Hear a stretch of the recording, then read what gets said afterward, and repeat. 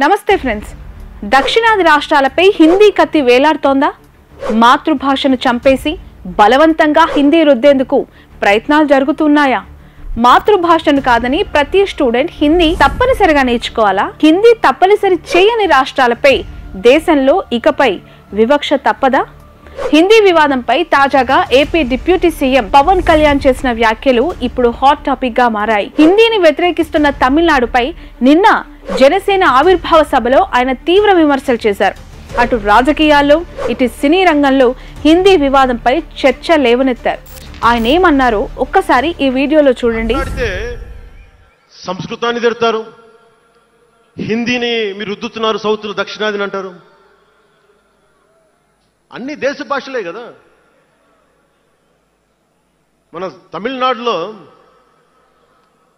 తమిళ్ హిందీ రాకూడదు అంటుంటే నాకు అనిపించింది మనసులో ఒకటే, అప్పుడు తమిళ సినిమాల్ని హిందీలోకి డబ్ చేయకండి. డబ్బులేమో హిందీ నుంచి కావాలి, ఉత్తరప్రదేశ్ నుంచి డబ్బులు కావాలి, బీహార్ నుంచి డబ్బులు కావాలి,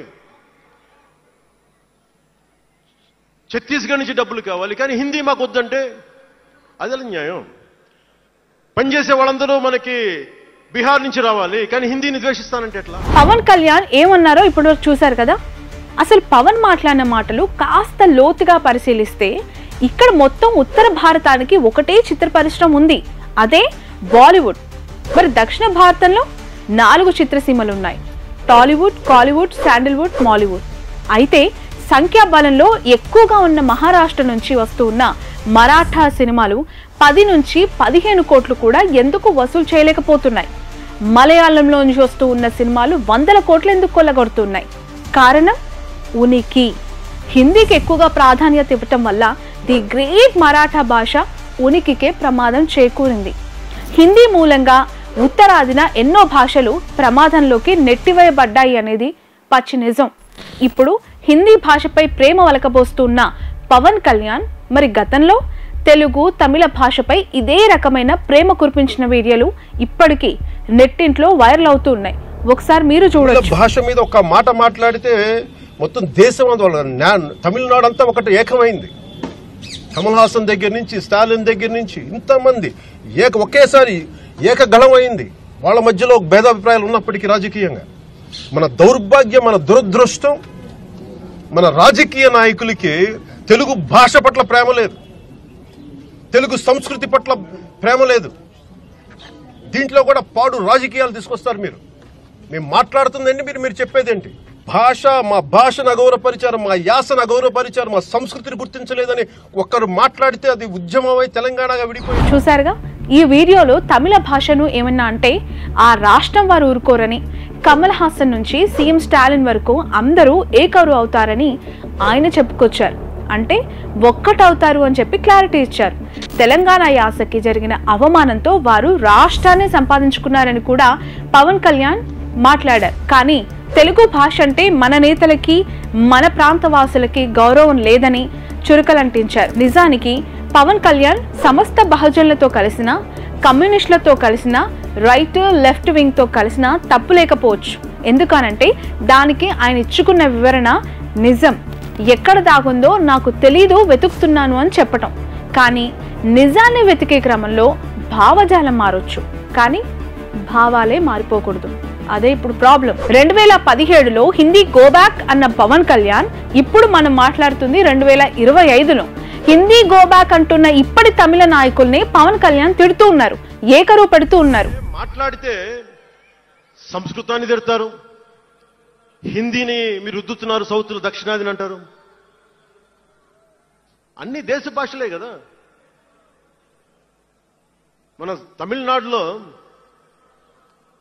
తమిళ్ హిందీ రాకూడదు అంటుంటే నాకు అనిపించింది మనసులో ఒకటే, అప్పుడు తమిళ సినిమాల్ని హిందీలోకి డబ్ చేయకండి. డబ్బులేమో హిందీ నుంచి కావాలి, ఉత్తరప్రదేశ్ నుంచి డబ్బులు కావాలి. దీనికి పవన్ ఏం వివరణిస్తారు? దానికి సంబంధించిన ట్వీట్స్, వీడియోలు ఇప్పటికాని ట్విట్టర్లో ఇంకా సజీవంగా ఉన్నాయి, కనిపిస్తూ ఉన్నాయి. దాన్ని పవన్ కళ్యాణ్ ఎలా సమర్థించుకుంటారు? 2017 నుంచి 2025 వరకు మారిందేంటి? మార్పు వచ్చింది దేంట్లో? పవన్ కళ్యాణ్లోనా, తమిళనాడు నాయకుల్లోనా, లేదు అంటే కేంద్రం ఇస్తున్న డైరెక్షన్స్లోనా? అప్పుడు అదే ట్వీట్ని కోట్ చేస్తూ, అన్నా పవన్ అన్న ఊసరవెల్లి సినిమా టైటిల్తో నువ్వు ఒక సినిమా తీయాల్సిందే అన్నా అంటూ ఆయన ట్విట్టర్లోనే నెటిజన్స్ ట్రోల్ చేస్తూ ఉన్నారు. ఇక పవన్ కళ్యాణ్ పై ప్రముఖ నటుడు ప్రకాష్ రాజ్ కూడా సెటైర్ వేశారు. మీ హిందీ భాషను మా మీద రుద్దకండి అని చెప్పటం ఇంకో భాషను ద్వేషించడం కాదు కదా, స్వాభిమానంతో మా మాతృభాషను, మా తల్లిని కాపాడుకోవటం అని పవన్ కళ్యాణ్ గారికి ఎవరైనా చెప్పండి అంటూ ప్రకాష్ రాజ్ కూడా చురకలందించారు. పవన్ తన భావజాలాన్ని వ్యక్తపరిచే క్రమంలో చాలా జాగ్రత్తగా ఉండాలి. ఎందుకు అంటే పవన్ సభలకు వచ్చే యువత దక్షిణ భారతంలోని ఎవ్వరి సభలకి కూడా రారు, అంత ఫ్యాన్ ఫాలోయింగ్ ఉంది. తను ప్రాతినిధ్యం వహిస్తున్న గోదావరి జిల్లాలో అయితే ఇంట్లో అసలు అమ్మా నాన్నలు చెప్పినా వినకుండా ఉంటారేమో, కానీ పవన్ కళ్యాణ్ చెప్తే వినకుండా ఉండరు. ఆయన ఏం చెప్తే అంత, కనుక అంత ఇన్స్పైర్ అవుతూ ఉంటారు ఆయన ఫాలోవర్స్. కాబట్టి ఆయన మాట్లాడే ముందు చాలా చాలా ఆచితూచి ఆలోచించి జాగ్రత్తగా మాట్లాడాల్సిన అవసరం ఉంటుంది. ఇంతకీ అసలు ఈ హిందీ వివాదం ఏంటి? సౌత్ స్టేట్స్ ముఖ్యంగా తమిళనాడు హిందీని ఎందుకు అపోజ్ చేస్తూ ఉన్నాయి? దీనివల్ల లోకల్ లాంగ్వేజెస్ పై దెబ్బ పడుతుందా అనేది ఓసారి చూద్దాం. నేషనల్ ఎడ్యుకేషన్ పాలసీ 2020తో హిందీ కంపల్సరీ అనే అంశాన్ని కేంద్రంలోని ఎన్డీఏ సర్కార్ తెరపైకి తెచ్చింది. ఇందులోని త్రిభాషా సూత్రంపై ఇప్పుడు రాజకీయ వేడి రగులుకుంది. ఈ విధానం ప్రకారం దేశంలోని విద్యార్థులందరూ స్కూల్ లెవెల్లో కంపల్సరీగా 3 లాంగ్వేజెస్ని నేర్చుకోవాలి. ఇందులో 2 ఇండియన్ లాంగ్వేజెస్ ఉండాలి. అంటే ఇంగ్లీష్ ఫారెన్ లాంగ్వేజ్ కింద ట్రీట్ చేస్తారు వాటిని. మాతృభాషతో పాటు హిందీని కూడా తప్పనిసరిగా నేర్చుకోవాలి. అంటే ఇప్పుడు మనం 1వ తరగతి నుంచి 10వ తరగతి వరకు మన తెలుగు రాష్ట్రాల్లో ఉన్న విద్యార్థులు తమ మాతృభాషను either ఫస్ట్ ఆర్ సెకండ్ లాంగ్వేజ్గా చూస్ చేసుకొని తెలుగుని కంపల్సరీగా కొన్ని స్కూల్స్లో పెట్టుకున్నారు. అది కంటిన్యూ అవుతోంది. ఇప్పుడు దీనిపై మాతృభాషకే ప్రయారిటీ ఇచ్చే సౌత్ స్టేట్స్ భగ్గుమంటూ ఉన్నాయి. ముఖ్యంగా హిందీని మొదటి నుంచి వ్యతిరేకిస్తున్న తమిళనాడు ఇప్పుడు అగ్గి మీద గుగ్గిలం అయిపోతోంది.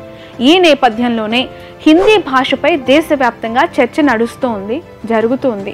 దీనిపై ఈ ఎంటైర్ ఇష్యూపై కేంద్రం వర్షన్ ఎలా ఉందంటే, పాఠశాల స్థాయిలోని మల్టీ లాంగ్వేజెస్ స్కిల్స్ పెంపొందించడానికి త్రిభాషా సూత్రాన్ని అమలు చేయాలని ఎన్ఈపీ 2020లో చేర్చినట్లు కేంద్రం చెబుతోంది. రాజ్యాంగ నిర్దేశాలని, ప్రజల ఆకాంక్షలని నెరవేర్చడంతో పాటు బహుభాషా తత్వాన్ని ప్రోత్సహించడం, జాతీయ సమైక్యతను సాధించేందుకు ఇది అవసరం అంటున్నారు. అందుకే 2 జాతీయ భాషలని ఇక్కడున్న పిల్లలందరికీ నేర్పించాల్సిందేననేది కేంద్రం ఆలోచన. దీన్ని పాటించని రాష్ట్రాలకి సమగ్ర శిక్షణ అభియాన్ కింద ఇచ్చే నిధులను కూడా కేంద్రం తక్షణం ఆపేస్తోంది. అందులో భాగంగానే మొన్న చూసాం కదా, తమిళనాడులో 573 కోట్ల రూపాయలు ఎస్ఎస్ఏ నిధులను నిలిపివేయటం దేశవ్యాప్తంగా చర్చకి దారితీసింది. కేంద్రం తమిళనాడు మధ్య అగ్గి రాజేసింది ఈ ఇష్యూని. ఇక తమిళనాడులో ఆందోళన ఏంటంటే, తాజాగా కేంద్రంలోని బీజేపీ సర్కార్ ఎన్ఈపీ 2020 పేరుతో మళ్లీ త్రిభాషా సూత్రాన్ని ఒక్కసారిగా తెరపైకి తీసుకొచ్చింది. తమిళనాడుకు ఈ విషయమే కోపం తెప్పించింది. ఈ విధానాన్ని అమలు చేయనందుకు ఆ రాష్ట్రానికి రావాల్సిన సర్వశిక్ష అభియాన్ ద్వారా 573 కోట్ల రూపాయల ఎస్ఎస్ఏ నిధులు నిలిపివేయటం తమిళనాడు నాయకులకు, అక్కడున్న సమాజానికి ఆగ్రహం తెప్పించింది. ఈ నేపథ్యంలోనే ఆ రాష్ట్రంలో అధికారంలో ఉన్న డిఎంకే పార్టీ దీనిపై దేశవ్యాప్తంగా ఇప్పుడు ఉద్యమానికి సిద్ధమైంది. సీఎం స్టాలిన్ నేతృత్వంలోని ఆ పార్టీ హిందీ వివాదంపై దక్షిణాది రాష్ట్రాలతో కలిసి కేంద్రంపై పోరాటం చేసేందుకు కేంద్రానికి ఎదురెళ్లటానికి సిద్ధమైంది. ఇందులో భాగంగా తమ రాష్ట్ర బడ్జెట్ లోగోలో రూపీ సింబల్ ఉండేది ఇంతకుముందు. ఆ స్థానంలో తమిళ అక్షర రూపంతో ఒక లోగోను మార్చేసి సెంట్రల్ పై సమరశంఖం పూరించింది. ఆ కొత్త లోగో ఒక్కసారిగా రిలీజ్ చేయడంతో ఈ ఇష్యూ ఇంకా హీట్ని పెంచింది. హిందీ అమలుపై వెనక్కి తగ్గేదే లేదని చెప్పి తమిళనాడు సర్కార్ తేల్చి చెప్పింది కేంద్రానికి. ఈ నేపథ్యంలో పవన్ కళ్యాణ్ తమిళనాడుపై చేసిన ఈ వ్యాఖ్యలు ఇప్పుడు మరింత పొలిటికల్ హీట్ నెక్కించాయి. అంటే గతంలో 2017లో పవన్ కళ్యాణ్ చెప్పిన వ్యాఖ్యలు, 2025లో పవన్ కళ్యాణ్ చెప్పిన వ్యాఖ్యలు ఎలా మారిపోతాయి, తన ఐడియాలజీ తన ఇంటెన్షన్స్ ఎలా మారుతాయి, అది ప్రజలపైన ఎందుకు రుద్దుతున్నారు. డిప్యూటీ సీఎం ఏపీకి పవన్ కళ్యాణ్ కావటం, అక్కడ ఎన్డీఏ కూటమి అధికారంలో ఉండటంతో పవన్ చేసిన కామెంట్స్ కేంద్రంలో బీజేపీ వ్యాఖ్యలానే ఇప్పుడు నెటిజన్స్ కావచ్చు, జనం కావచ్చు చూస్తున్నారు. అప్పుడు అలయన్స్ లేనిది, అప్పుడు అంత డైరెక్షన్ లేని పవన్ కళ్యాణ్ ఇప్పుడు 25లో అలయన్స్ ఉండి బీజేపీకి దగ్గరగా ఉన్నారు కాబట్టి ఇలాంటి వ్యాఖ్యలు చేస్తున్నారు అని చెప్పి మాట్లాడుతున్నారు. హిందీని కంపల్సరీ చేసేదాకా కేంద్రం వదిలేలా లేదని అంటూ ఉన్నారు. మరి ఈ పోరాటంలో ఎంటైర్ దక్షిణాది రాష్ట్రాలు విజయం సాధిస్తాయా లేదా కేంద్రం తన పంతం నెగ్గించుకుంటుందా వేచి చూడాలి. అసలు ఈ భాషల మధ్య యుద్ధం ఏంటి, ఈ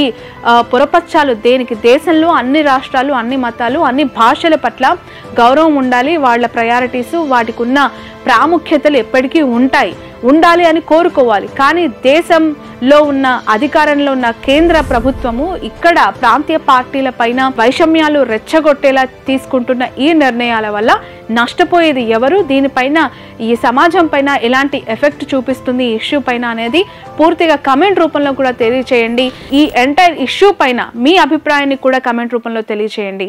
ఇది ఇవాల్టి వీడియో. మరొక మంచి టాపిక్తో నెక్స్ట్ వీడియోలో కలుద్దాం.